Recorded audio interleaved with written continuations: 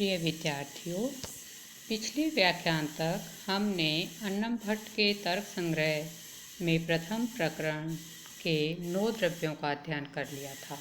आज से हम गुण प्रकरण का अध्ययन प्रारंभ करेंगे, जिसमें 24 गुणों का वर्णन किया गया है। इन गुणों के वर्णन के संदर्भ में हम अध्ययन से पूर्व ये जान लें कि इनकी शैली लगभग एक समान है। पहले गुण का लक्षण किया जाएगा, उसके बाद उसके भेद बताए जाएंगे और उसके पश्चात विशिष्ट गुण कौन कौन से द्रव्य में विद्यमान होता है यह बताया जाएगा। गुण जो है वो इंद्रिय के द्वारा ग्रहण किया जाता है, अतः लक्षण में उसकी इंद्रिय विशेष का उल्लेख किया जाएगा, फिर उसके भेद और उसके पश्चात जिन जिन द्रव्यों में वह विद्यमान रहता है। प्रथम जो गुण है वह है रूप। रूप क्या होता है, कितने भेद होते हैं और कौन कौन से द्रव्य में पाया जाता है, इसका वर्णन तर्क संग्रह के अनुसार इस प्रकार है। चक्षुर मात्रग्राह्यो गुणो रूपम। गुणो रूपम, रूपम गुण है, रूप नाम का गुण होता है। कौन सा गुण होता है? चक्षु मात्रग्राह्य, जो केवल चक्षु के द्वारा ग्राह्य होता है, अर्थात मात्र केवल चक्षु नेत्र इंद्रिय के द्वारा ग्रहण किए जाने वाला गुण रूपम रूप कहा जाता है। जो गुण केवल नेत्रेंद्रिय के द्वारा ग्रहण किया जाता है उसे रूप कहते हैं। तच्च शुक्ल नील पीत रक्त हरित कपिश चित्र भेदा सप्तविधम। यह है रूप नाम का गुण।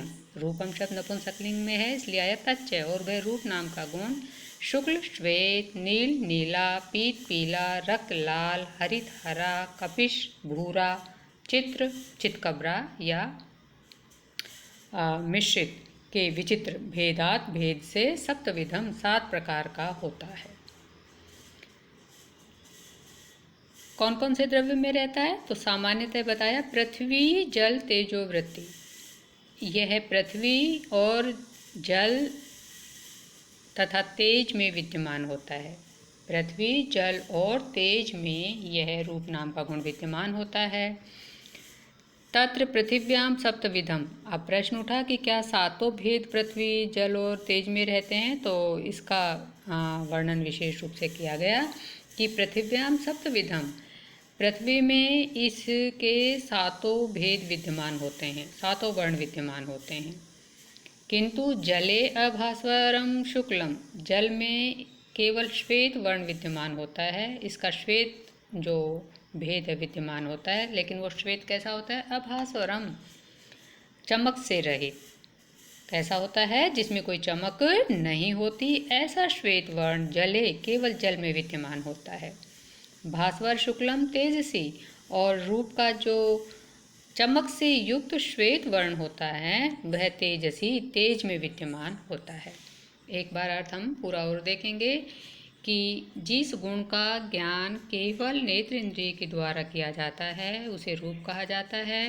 वह श्वेत, नीले, पीले, लाल, हरे, भूरे और चितकबरे के भेद से 7 प्रकार का होता है। यह जो रूप नाम का गुण है वो पृथ्वी में, जल में और तेज, इन 3 द्रव्यों में विद्यमान होता है। इनमें पृथ्वी में इसके 7 भेद विद्यमान होते हैं, जल में चमक से रहित श्वेत वर्ण विद्यमान होता है तथा तेज में चमक से युक्त श्वेत वर्ण विद्यमान होता है। अब हम इसकी व्याख्या विशेष समझाकर लिखेंगे। तो व्याख्या में हम 2 या 3 शब्दों का प्रयोग सब जगह करेंगे कि एक तो जो विशिष्ट इंद्रिय का वहाँ पर प्रयोग किया गया है वो क्यों किया गया है, यदि उसके साथ मात्र शब्द का प्रयोग है तो वो क्यों किया गया है, और गुण शब्द का प्रयोग क्यों किया गया है। तो यहाँ हम समझाएंगे कि यहाँ पर चक्षु शब्द का प्रयोग किया गया है, वो इसलिए किया गया है कि जिससे इस गुण की रस में अतिव्याप्ति नहीं हो जाए, क्योंकि जो रस है वो रसना नाम की इंद्रिय से ग्राह्य है, चक्षु से नहीं। दूसरा, इसके साथ मात्र शब्द का प्रयोग क्यों किया गया है? इसलिए कि इस गुण की संख्या नामक गुण में अतिव्याप्ति न हो सके, क्योंकि जो संख्या है वह केवल चक्षु से ग्राह्य नहीं होती, अपितु त्वचा नामक जो इंद्रिय है उसके स्पर्श से भी ग्राह्य है। इसलिए यहाँ पर केवल शब्द का प्रयोग किया गया। गुण शब्द का प्रयोग इसलिए किया गया है क्योंकि अन्नम भट्ट के अनुसार वस्तु का ग्रहण जिस इंद्रिय से हम करते हैं उसी इंद्रिय से उस वस्तु की जाति का ग्रहण भी करते हैं।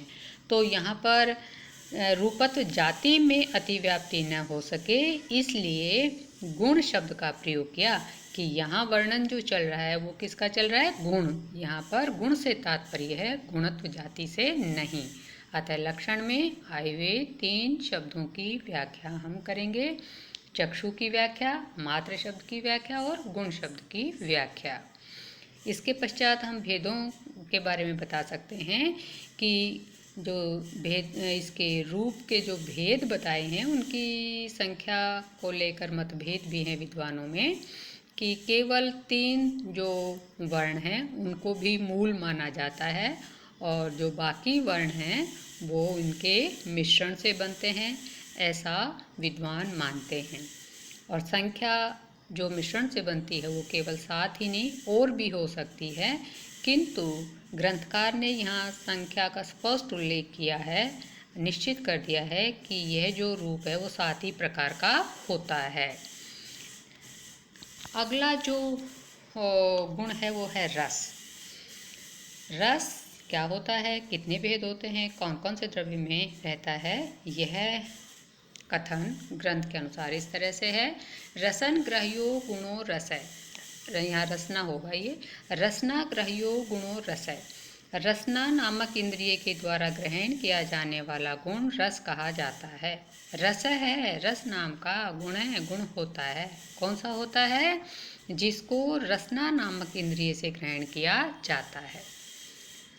सच मधुर अम्ल लवण कटु कषाय तिक्त भेदात षड्विध है। यह रस नाम का गुण 6 प्रकार का होता है। षड माने 6, विधय माने प्रकार। कौन कौन से इसके 6 प्रकार होते हैं, तो मधुर मीठा, अम्ल खट्टा, लवण नमकीन, कटु कड़वा, कषाय कसैला, तिक्त तीखा।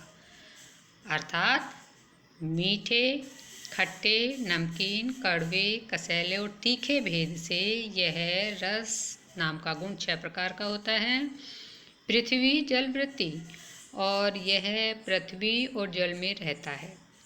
कहाँ रहता है, 2 द्रव्यों में, पृथ्वी में और जल में, दोनों में यह समवाय संबंध से रहता है। क्या इसके 6 भेद रहते हैं दोनों द्रव्यों में, तो आगे बताया नहीं। तत्र पृथिव्याम षड्विधय, पृथ्वी नामक द्रव्य में तो इसके 6 भेद विद्यमान होते हैं, 6 प्रकार का रस विद्यमान होता है। जले मधुर एव, और जल में केवल मधुर रस विद्यमान होता है। इस तरह से यहाँ पर व्याख्या में हम पहले की तरह ही समझाएंगे कि जो रसना शब्द का लक्षण में प्रयोग किया गया उसे ये स्पष्ट हो गया कि यह केवल रसना नामक इंद्रिय से इसका ज्ञान होता है या इसका ग्रहण किया जाता है। यहाँ भी हम समझाएंगे गुण शब्द के प्रयोग से जो है वो रसत्व जाति का निषेध कर दिया गया है। और आगे हम इसके जो 6 भेद हैं उनमें उनके उदाहरण दे सकते हैं। जैसे मीठे का तो पानी उदाहरण होता है, गन्ने इत्यादि का रस। खट्टे में बता सकते हैं नींबू है, इमली है, इस तरह के ये जो पदार्थ हैं। खारे में नमक और उससे बने हुए पदार्थ, कड़वे में नीम इत्यादि, कषैले में जैसे आंवला है, तीखे में मिर्च वगैरह हैं। तो ये इनके उदाहरण भी हम समझा सकते हैं और ये सारे पृथ्वी में पाए जाते हैं। लेकिन यहाँ उल्लेखनीय यह है कि जल में केवल मीठा रस होता है। जल में जो खारीपन वगैरह हैं ये उसके स्वाभाविक गुण न होकर पृथ्वी के संपर्क में आने से उसमें उत्पन्न होते हैं, औपाधिक गुण होते हैं। तो इस तरह से यहाँ तक हमने 2 द्रव्य पढ़े हैं, रूप और रस।